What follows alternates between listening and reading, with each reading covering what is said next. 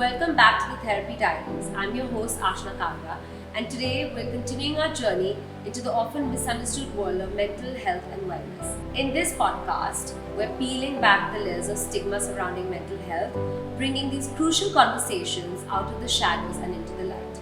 Today, I'm thrilled to welcome a true expert in this field, Dr. Nazneen. With over 20 years of experience in psychiatry, Dr. Nazneen has been at the forefront of treating and researching some of the most complex mental health conditions. Dr. Nazneen specializes in obsessive compulsive disorder and bipolar disorders, bringing a wealth of knowledge and insight to these often misunderstood conditions. Welcome to the show. Thanks, Ashna. I really appreciate you having me on this show, and you're doing a wonderful job by creating mental health awareness, which is the need of the hour. And once again, thanks because you have elaborately explained what exactly I have been doing. Just to brief you up, I have a rich experience of 20 years down the line. I did my MBBS and then after that did my graduation in psychiatry, and for my post graduation I went to MCV, Medical College of Virginia.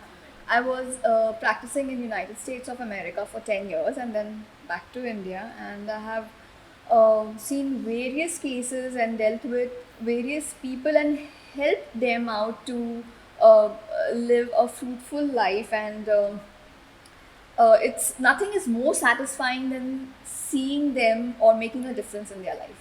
Absolutely. Can you tell us how did you become interested in psychology? So as a child, I didn't know what I need to take or which field I need to go. But my uncle, he was a cardiologist, and I always grew up seeing him, and sometimes I did go for rounds with him as well in the hospital. And at that point, it kind of sparked my interest that I want to, like, make a difference in people's life, and I want to get into medicine. That was clear. After I did my MBBS, I didn't know which field I should be going in. Right. I was not clear about it. At that point of time, uh, medicine was is a subject in MBBS, and I realized that the books were like really pages and pages and pages, like a lot of things to read. A small section somewhere down was of psychiatry, which was hardly anything. And then my friends used to say, psychiatry, just skip it. You're doing medicine, and just skip psychiatry. But I was very intrigued because it created more curiosity in me, because they said, do not read it. So I said, no, I need to read it. I need to know why you guys saying no, I need to read. Started reading that, and I was kind of like just sparked one of my neurons in the brain, like, yeah, sounds interesting. Then when I had my rotations, I used to religiously attend all the rotations. When it came to psychiatry, my friends used to bunk, skip, because it was not given too much of weightage at that point of time. Also, there was a concept that psychiatry people are mad. I'm sorry to use that word, but mad. But that was not the case. You might be depressed, you might be anxious, but you're very much in touch with reality. Depression, anxiety doesn't show on the face. Absolutely. You feel those things. Yes. Right. I met a lot of people during my internship, where they shared intricate details. They opened up about their emotions, which you and me wouldn't share to a third person. Correct. Just imagine that they must be going through so much of roller coaster of thoughts in their head that they're opening out to an intern who they don't even know. Correct. They wanted a listening ear and some pacifying words apart from treatment, which I was able to give them. And then I could see, after regular follow-ups, I could see that they are changing, they are recovering, and there was a smile on their face. That was enough to make my day. The other reason I went to psychiatry, because I felt that every human being's emotion is different. No brain works same. No two people are similar. No two Thoughts are different. different. Yes. Their way of handling emotion is different. Their way of dealing with stressors are different. So there's no one medicine for all. So that was kind of challenging and intriguing, and hence I took psychiatry. Wow. And what led you to specialize in anxiety, depression, and disorder management? So when I was in the hostel, I grew up in, for my post graduation, and during my MBBS also I stayed in a hostel. My roommate used to feel very low, feel negative, never optimistic about stuff. used to not get out of bed, mera, she used to say mera man nahi ho raha, I don't feel like doing anything, what is the point? At that time I couldn't get it because I was an intern. I used to say try it out, just Absolutely. push yourself, Yeah. push yourself, because I didn't know, And you were just being a roommate. and I was being a roommate. And then gradually, once I started reading about psychiatry, I figured out that this is not normal with the best of the knowledge I could have. So I told her, why don't you why don't you get some help? Why don't you see the professor? Why don't you see the counselor and start taking this therapy? At that time, she was very adamant. There's nothing wrong with me. There's nothing wrong. And then I think yeah, denial yeah, is denial. Yeah. mainly, I think, the reason why we feel a certain way. We are in denial of how we can tackle it. I think Correct. people don't seek therapy because they're in denial. People don't see a counselor because they're in denial. I mean, that's the whole point of this podcast, right? Correct. That don't live in denial. If you Denial. need help, seek help. There are professionals for everything. If you just don't feel like having a career, if you just don't feel like pursuing something, there must be suppressed emotions, there must be unfinished business with you that you need to tackle. You may not understand it. Right. Come to a professional, speak to them. So yeah, I think that clearly explains that she had anxiety or depression or some emotions that were very strongly holding her back from pursuing her career. Right. The other thing was, she mentioned, let me take your advice. Even if I go, my parents won't take it in a right manner. They won't be supportive about it. I said, at least, how would you know unless and until you speak to them? She tried speaking to them as well, and she was right. They were not as supportive. They came up with, it's all in your head. Yeah, I think it's very sad Yeah. that no matter how progressive we have become as a society, we still look at mental health as brush it under the rug. Don't talk about it. There's nothing wrong with you. Just sleep it off. You need to go out for a trip. You just need to take some time off. Go see a friend. Go see a movie. Right. कुछ गलत नहीं है. नहीं, हाँ. They don't. I think the society, the parents, the elders, or whoever is guiding you in your life, could be your friends, could be anybody. Whoever's guiding you is not going to turn around and say, hey, why don't you see a therapist or Right. why don't you see a counselor? Correct. The response will always be deviate Right. from your life, deviate from the situation, and you'll get better. Right. So you're right about that. Like the approach is always, Oh. I don't know why it is still like that. It's still like that. And I agree like with the Western world has taken it in a positive manner where, okay, something is wrong with you. Why don't you look at your mental health? Why don't you seek help? Get a shrink, get a counselor, get a therapist, get somebody on board, go see a psychologist. But for some reason, I don't know why our society is still very reserved in this manner, and they still think dimag ki bimari, like we don't have a mental health Correct. issue. It's not like your brain is spoiled. It's just he's going through nothing. You just need to take a holiday, go watch a movie. Small solutions. Right. I do tell my patients that, I do give them example, just like, so suppose if you have thyroid or if you have diabetes, like if you have thyroid, the gland is not producing the hormone. If you have diabetes, then obviously your pancreas your insulin is not regulating. Don't you take medicines for that?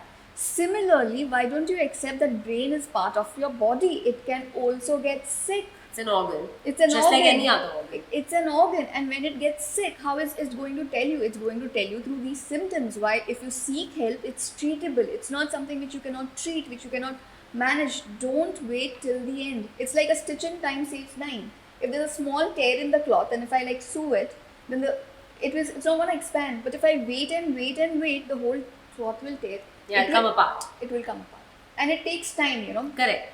to fix So, it. tell us, what are some of the most common causes of stress in today's society? That you come across. Obviously, you have 20 years of experience. So, what are the most common? The most common is the social media. Social media is one of the most common, especially in the youngsters, because they start comparing their lives. Correct. They see. So social media is going to portray all glamour. They're going to portray all happy stories. Nobody's sad on social media, right? Everybody is happy. Then they start like comparing that, they have it, we don't have it. How come they have achieved so much of success and we haven't achieved so much of success? That's right. And also, Correct. it's projection. It's projected in such a way that you believe it. Even Correct. if you don't want to, or even if you want to stay in reality and know that there's maybe 20% of the reality. If someone shows that for example, someone's doing really well, she's a top model and she's a top actress or whatever, but it may just be a projection of the reality. In Correct. reality, it may be a very small success story. Right. So you're right. I mean, So, the projection is very big one on social of media the- of everything. Yeah, one of the reasons is social media. Second is that, unexpected and unpractical demands which maybe your parents, your spouse, your friends put on you, all right, which are not practical. Right. And you want to make sure that everything is fulfilled कि मैं सब चीज़ में 100 on 100 लाऊं. That is not possible. कहीं ना कहीं कुछ ना कुछ छूट जाएगा because we are human beings. Human We beings, can't be yeah. 100% right. There has to be some flaw because no one is perfect. Let's accept that we all have flaws. Human error. It's human error. You can't have a perfect relationship if you have if you have to be a daughter, if you have to be a sister, if you have to be a child or different roles. A wife, a mother. A wife, a mother. You can't fulfill all the roles 100%. Kidhar na kidhar there will be a lack. So that acceptance needs to be there. Okay. People want everything to be fixed, especially the generation today, immediately. Quick fix. There are no quick fixes to success. I don't takes think there are time. quick fixes in life. Correct. Not just success, for anything. If Correct. I have a cold today, I can't fix it in an hour. Right. I need to give it 2 days. I will have to do steam. I will have to take medicine. Whatever it may require will take 2 days. So nothing has a quick fix anyway. They instant relief they want, which is not possible and which is not practical. Abhi to even cold and cough before it was 7 days and now it lasts for a month. Yeah. So this is something which you're dealing with emotions, so it takes time.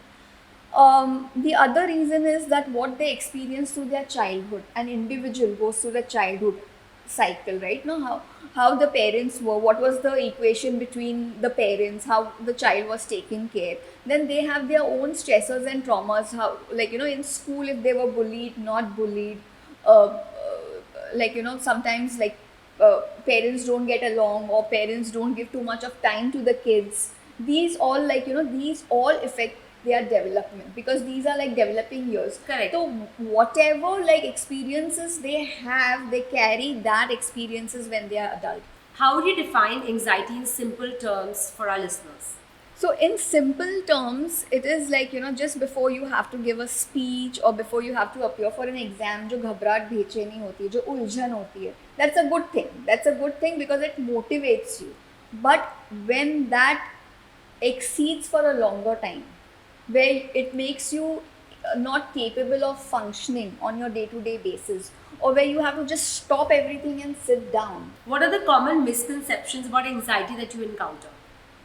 So the most common misconception of anxiety is you will come out of it. You have to just work through it. It's just there in your head. It's just your thoughts. You just need to change your thoughts. Why don't you try? Why don't you try changing your thoughts? Okay, it will go. Or do people misunderstand anxiety? Do people think this is not anxiety? Yeah, sometimes it is misunderstood. Sometimes they feel that the individual is just doing drama or just overreacting to the situations to get sympathy. But that is not so. The individual, it could be genuine anxiety. It could be genuine anxiety. The person is really going through it. At that time, if somebody tells that you are overreacting, you're just crazy, it's all in your head, you are aggravating the anxiety. You don't want these lectures. You just need somebody to soothe you and calm you down to make you feel relaxed at that point. Right. Can you share some practical coping strategies for managing everyday anxieties? So, first of all, journaling. Whatever your thoughts are, or if you're having a bad day, or if something happened in particular at work or at home, just journal it down, just vent it on in the journal. Also write what is the best you could have done at that point of time to resolve it. You think journaling helps us in understanding our thoughts? Because I think many times what happens is, let's say I'm feeling a certain way, but if I start to pen it down, I might realize that I was feeling something completely different, but I may not have understood it. It's like when you start to write something, you realize, no, wait, hold on, maybe I was thinking this and I was feeling this, but I didn't understand it at the time. Sometimes there's a mismatch between what you think and what your emotions are. So it Correct. gives a clear picture when you journal because you're writing it, you're thinking and writing it down, so you are able to figure out what emotions you're going through and sometimes why are you going through those emotions. Those are very important. So first of all, mindfulness, because you should know that this is the trigger, why it triggered and how did you behave. Correct. At the moment, you are confused because you don't know what is happening with you. But when you journal, you exactly know the pattern, what you go through. There's a very common word thrown around, and I've seen it since I was a teenager. People use it very loosely, and the term is depression. Now, it really bothers me because I know that depression is a condition. Correct. It is a medical condition. It's like saying, you have ulcers. It's like that. It's like it's a condition. Yeah. It has to be treated. But I think people use it very loosely. Just because somebody's sad, I'm depressed. You're not depressed. Depression is a serious condition. So I think I really want you to explain to our listeners what is clinical depression. Ashna, that's a very good question. Like people are using like I'm depressed. Very, it's become a slang. So being sad is a normal human emotion. You can be sad if things like if something happens at work or somebody tells you something at in college or at home. My exam paper didn't go your well. I'm exam sad. paper your exam paper didn't go well. Your presentation didn't go well. You didn't kind of crack the exam or you got low marks. My flight was delayed. You I got couldn't sad. make it to the wedding. I couldn't make it to the. You can be sad for a million reasons. So that is a normal emotion that you can be sad, and it stays for a day or maybe less, for a few hours or for maximum 2 days, and you come out of it and you're up and about going with your regular life. Now depression is something which kind of takes a toll on you, on your mental health also, on your physical health also. So depression exactly is a mental health illness. It's an illness, and just like you have hormones in the body, जैसे thyroid है, estrogen, progesterone है. If that is imbalanced, then there's a problem with maintaining sugar, or thyroid hormones go haywire, then you get physical symptoms. Correct. Just like that, there are certain chemicals in the brain, which is dopamine, epinephrine, norepinephrine, serotonin. जब उसका imbalance हो जाता है, then you start manifesting symptoms of depression. Okay. So depression is a clinical problem. Correct. Right? To a great extent. To a great extent. It's clinical depression. Now, depression can also be triggered with various factors, like your social environment. If Correct. you're stressed over and over and over again, and you don't have that cooling period, some traumatic incident which has happened in your life, or if there is a Which you can't deal with. which you can't deal with, or you are struggling with your inner child or inner emotions, which you had some trauma during the childhood Right. that you are dealing I with. also think many people are not able to deal with death of Correct. a close one. Many people are not able to deal with failure. Let's say someone's business didn't take off and they didn't end up doing well. Many people will get up and say, let me try something new. But there are many people who will probably slide into depression. Slide in. Or when the relationships don't work, Correct. and when there are over expectations from an individual person that they need to do so and so and so, and when they fail to achieve that, then they'll end up into depression. When they have like expectations over and above, when they have unrealistic goals to achieve, then also it happens. So can you tell us what are some of the warning signs of depression that people should be aware of? What are the warning signs that a common person like me can't see? That okay, maybe somebody's battling depression. Can you explain that to us? Sometimes people are very vocal. What is the point of living? I feel very hopeless and worthless. There's no point. I should have died. I want to die. They're being very vocal and verbal about how they feel. So that is a warning sign. That's a warning sign. Usually that's perceived as A red I don't flag. know, yeah, red flag. Yeah. But I think what a common person feels, or what I've observed, is that mostly people think depression is when somebody becomes very quiet and inward, and they stop interacting socially or with their family or with anybody else. But this is very get back, interesting yeah. to know that if somebody becomes That's a red opposite. flag. That's a red flag. Sometimes people do become they are very vocal about it, and how do I say, the family members or friends or something they take it very lightly. So this is something which is not to be taken lightly. When you said they kind of withdraw from their friends, they become quiet. That is one of the signs. Sometimes they snap out also. छोटी छोटी बातों में उनको गुस्सा आ जाता है. They have anger and irritability. They lose their appetite. Anything becomes a trigger point. Anything becomes their trigger point. There's loss of appetite. Some people may experience too much sleep. Some people may experience less sleep. Little task like going to the showering, brushing their teeth, just getting out of the bed becomes a effort, or And a daunting task. a daunting task. Okay, they don't they don't feel interested in the activities they used to do. They used to go out for dinners or lunches or coffees with their friends. They stop doing it. Like, it's they say that I don't feel like dressing up. It's kind of like really tedious. कौन dress करके जाएगा, इतनी traffic है. It's just like, I don't feel like, they don't feel like getting out of the bed. That is the major sign. And then they lose their work days. Relationships may be unke, sometimes it affects their, sometimes no, most of the times, because they withdraw. Yeah, they withdraw completely. They withdraw. So their social circle also gets cut because they're not in touch with their friends, they're not in touch with their boyfriends or like, the family members. So do you think our understanding of depression has evolved in the recent years? So right now people are like, people are getting aware and they are knowing that something is wrong. I'm getting mostly youngsters come up to me and like, be very vocal about their symptoms because they are reading, they are getting knowledge. Depression, I cannot like, yeah, it's a chemical imbalance, but it also has to do lot with your emotions. It also has to do with lot with how your childhood was, how you were grown up, how the incidents occurred. It also has to do with a lot of stress factors or coping strategies. I think coping strategies is a huge reason. Yes, क्योंकि अभी so I'm going through a stressful this, I can like overcome it because I'm all confident I can do it. So what happens when you go through a stressful situation? There is cortisol, which is a fight and flight hormone, which helps you to deal with that stressor. Right. Now, if an individual, because of circumstances, because of whatsoever you can call, the stressors keep on coming and coming and coming, what your body does is the cortisol level doesn't go down. It is always high. And body thinks that the body goes into a survival mode.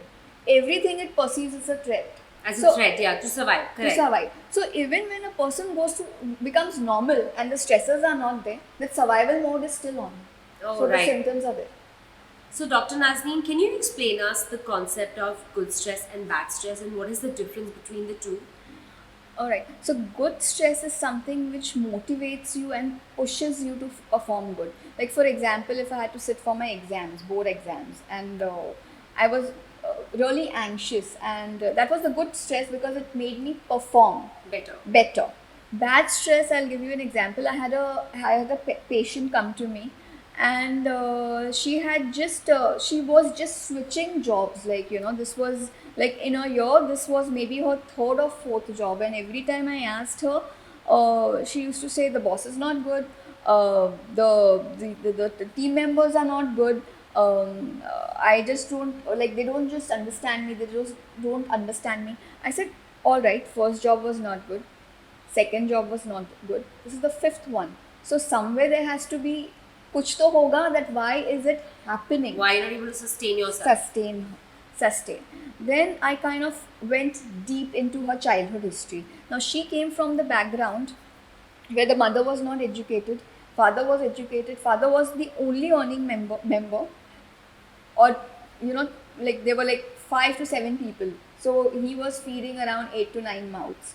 He was alcoholic as well. There was a lot of domestic abuse.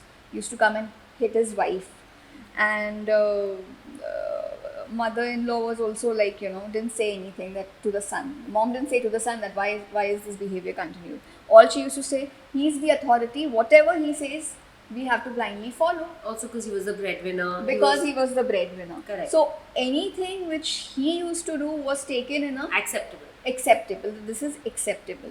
She grew up in a very timid environment where anything which was said she had to follow. The anxiety started from that time. Yeah, onwards. That's a stressed environment to start with. You're always under stress, or rather under threat. Correct. That today my father will come back. Will he hit or not? Will he say something to me? Correct. How do I behave? Right. What are we going to get? Is he going to give us enough food, enough money, enough whatever? Correct. This continued in her college years. At that time in school years, she was too small to know that what anxiety is. To understand.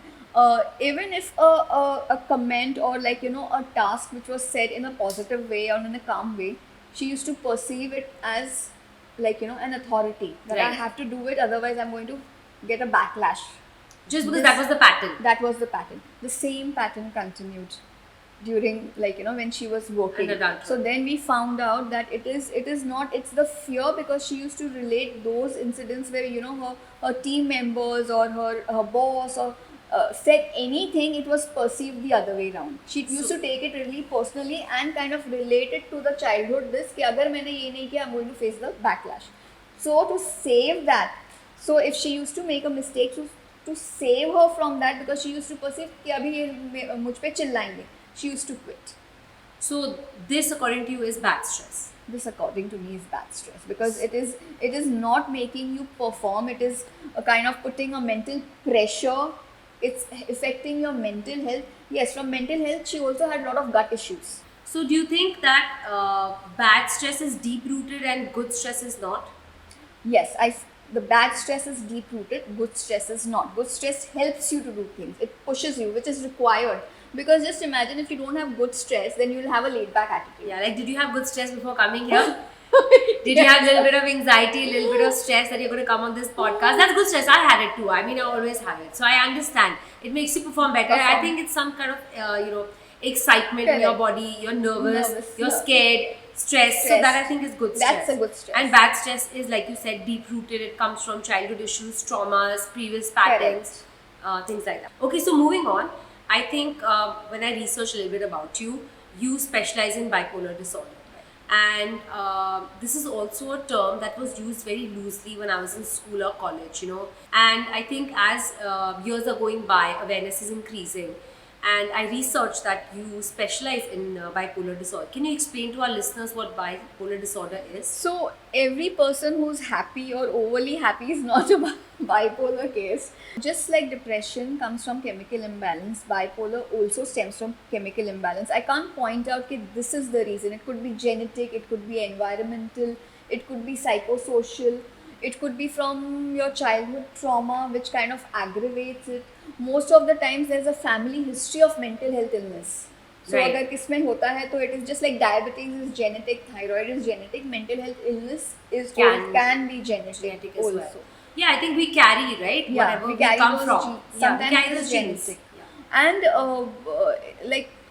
emotions are very complex, brain is very complex, so I can't, there is nothing no particular this के इसके वजह से ही हो रहा है. There are a lot of reasons. It's multifactorial. Now, what is bipolar? A person who has bipolar has mood swings. When I say mood swings, it is high and low. Low, when the person is low, it is like more of depression. They feel Right. very negative. They feel Down. low thoughts. They don't feel like doing anything. They're not interested. Lack of motivation. Sleep is affected. Appetite is lost. They kind of withdraw themselves. Correct. Now the high phase. During the high phase, they are high or they feel happy or overly happy without any reason. They feel, it's like a feeling like you're in the seventh heaven. It's an elated or euphoric feeling. Also, I think it's a little bit of what I've read, a little bit, you can correct me if I'm wrong, it's almost like they feel invincible. Correct. They can have that feeling of, I'm the ultimate. I am the ultimate. They have these grandiose beliefs and grandiose Correct. thoughts that I can achieve, I am the best. And the rest are like, they're just like, So does the word bipolar means two two poles? two. So you're switching from extremes. Correct. From complete high to complete low. Low. Correct? Correct. Okay, and how does bipolar disorder typically affect a person's work life and personal life? See, when you're in low mood, you kind of cut down from your social contacts, your friends, you don't go to work. Like you're just in that room, cornered up, you just don't feel like going out, you don't talk to anyone, you don't feel like doing anything, you don't work out, you don't do your normal hobbies, work में absenteeism बहुत हो जाता है. Now when you're high, then you become very reckless and very impulsive, you overspend things. At workplace, you take the tasks that which more than what you're expected to, and which when you go in that phase you're not going to complete. You kind of make investments and into things which later on you realize कि मैंने क्या कर दिया, I should not have invested. You kind of try giving the money or spending money too much, which is unnecessary. So I had this girl who was like 24 years old. very confused. She came to me because she didn't know the symptoms. Doctor, sometimes I feel very low, or sometimes मुझे इतना अच्छा लगता है बिना वजह. I'm like, happy, but I think that is normal because I feel happy.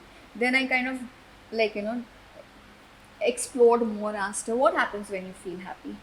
Saying नहीं, वो happy phase में मुझे like, I feel lack of, मुझे नींद नहीं आती. I feel very fresh, but that is good for my work because I sleep 2 hours and I can get things done and I feel very energetic. Then I asked her, did you notice during this phase you're reckless, any behavior in reckless? And she said, yes, at that point I party a lot. I kind of have overspend a lot. And I become very, like, with relationships also, I kind of get more into casual relationships. Yeah. So then I said, so you sleep, you lack of sleep hai, you feel over energetic, you also have the feeling that you can do anything. The invincible feeling. Invincible feeling. You get into casual relationships, you get into overspending. Do you feel this is like normal? Because you say that happy feeling is good, but don't you feel it's kind of risk to get into these casual relationships again and again and again? Like, doesn't something feel, because she didn't have any realization, she didn't want to accept that something is wrong. So then why are you here? Because my friends told me, because I need to seek help. So I said, then I had to kind of like, explain her why the behavior is happening and how it would affect her future, the reckless decisions and all. Because then at that time her addictions also had increased. She started doing weed too much and other substances also. And then once we kind of explained her in depth that these are the things which are going to affect and which are already affecting you, but you're not realizing it. So, for example, she was switching from very high to very low, and whenever she was very happy, by high I mean like very happy in life and everything is working out well, and she's functioning on 2 hours of sleep, and she said everything is great. And then suddenly there's, like you said, there's a low. So the bipolar means two poles that you're switching between. Right. So do you think that a lot of people may have the situation in their life, but they're so far from this idea that they have bipolar, or they have never thought of consulting, a professional? I think a lot of people may think that this is just my phases. I'm going through a happy phase and now I'm going through a sad phase. Do you think that everyone should, at what point should you get an analysis done? At what point do you think I have to come to a professional and seek help, because this is not normal? See, sometimes the patients, if they are well read or if they are keeping in touch with their mental health and if they are reading, they themselves come. Sometimes they're bought in by the family members or they're bought in by the friends. Because in the manic phase, there is a phase where you get really hyper, in the sense you start talking irrelevantly, you become very aggressive. Most of the cases come at that point of time. Like, when the family also accepts that, abhi nahi, ab to bahut ho gaya, ab leke hi jana hai. Then gradually we diagnose it as bipolar. So some cases we see in their extreme phase, and some cases they know that they are overspending. They are in touch with that. They know that they are having a reckless behavior and they want to help themselves out. That is a good case because they are accepting it. So it becomes easier for us to treat it. Yeah. Then it's like us, no, it's like somebody knowing they have an overeating habit. Now, if I'm aware, I'll be able to not overeat. But if I'm not aware, then it's like the doctor putting a stop to everything and then giving me a list of what to eat and what to eat. So, of course, acceptance in anything is half the battle won. So, family members tabhi laenge when it goes to the extreme. Otherwise, they will not get. And then when they get, they say, अच्छा अभी कितना दिन लगेगा treat करने में? ये कितना, एक हफ्ता, 2 हफ्ता, like how long? 2 days, 3 days? But mental health takes, I think, a long time. I think our brain is wired in such a way. Of course, I'm not a professional, but my point of view is that it's wired in such a way we get used to a pattern. Correct. And if I have to change a pattern, I'll really have to spend time and effort on it. Which is why, the whole point of this podcast is, if you're not able to change your perspective, you're not able to change your point of view, you're not able to change the way you think and see, seek help. Come to a professional. If I'm not able to see that I am wrong, let's say in my marriage or as a mother or as a daughter, in any relationship that I am in, if I can't see where I'm going wrong, and if I'm, not happy, I have anxiety, I have depression, or I have extreme moods, then it can't be the situation is making it happen. I have to understand it's something to do with me. This is exactly why I feel like, everybody needs to kind of have that introspect. Correct. Right. The earlier they come, we can kind of like, prevent the damage, because when it goes to extreme end, we are doing damage control. Correct. Just like any other disease. Right. Just like any other disease. What's the one piece of advice that you wish everyone knew about taking care of their mental health? One piece of advice which I would tell is that, for example, just like a car requires servicing, your brain and your brain also requires servicing. So it would be good to share how you feel or vent out the things how you feel to a mental health professional. So maybe it like twice, like say once in 2 months or once in 3 months, so that it's easier to figure out if you really require treatment or you only require therapy, or sometimes just venting out to a third person, which is a neutral person. You will not Correct. get a biased opinion. And you are, see, venting out your emotions and your bottled emotions especially is very important, because if you keep your feelings and your emotions bottled up, it is harmful for you also and harmful for others also. This is a personal example. My not to go far, but my cousin, she had a she was like, father was not there, mother was there. She was again like a single working female taking care of the household. uh, so she used to be out of the house. She really worked hard. She was at a corporate level, so corporate stress was there. Plus, whenever she used to come home, she used to work, like come home, and then mom used to say, आज ये हो गया, आज वो हो गया, आज maid नहीं आई, आज मेरे साथ ये हो गया. So it was like the negative story, like negative nagging. Storytelling at home. Negative nagging all the time, like at that point. And she could not tell her mother, because she said, she's like, father's not there, I'm the only support Father's system. not there means father passed Passed away, yeah. Father had So, passed away. single mother Single raising mother. a daughter. Single mother raising a daughter. So like my cousin also felt like she's my mom, and I can't be like, I can't tell her anything because she'll feel bad. She's gone That through- pity factor is also that there. pity factor. She's gone through life. So much, She's yeah. done all those hardships. So she didn't know how to set boundaries, and she didn't know where to put that full stop. And it so happened that she did not have any. She started having gut issues. She used to have these like constipation, diarrhea, a lot of acidity. Her appetite kind of reduced. So she spoke to me. I didn't know the details at that time. She said, "This is." I said, "Go to a gastroenterologist." She went to endoscopy, colonoscopy. Everything is normal. It's all stress related. Everything was normal.